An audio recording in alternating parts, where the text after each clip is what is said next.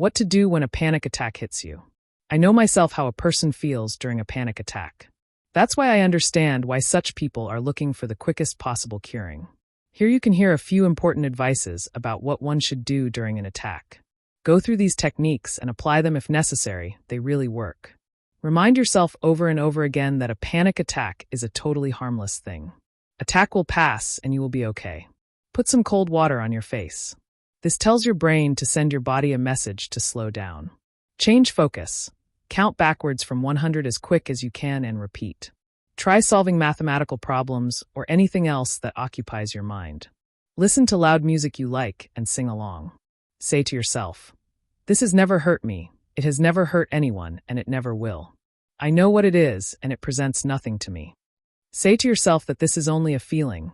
This feeling has never hurt anyone. Watch something funny on TV or internet and laugh loudly. Don't look in the mirror. Go to the fridge and eat something. Gently hit your face and dance. Confuse your thoughts in order to change focus. At night, get out of the bed, turn on the TV and drink something, eat an apple and change focus.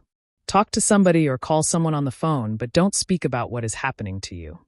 Start with some physical activity. Don't sit. Keep on moving.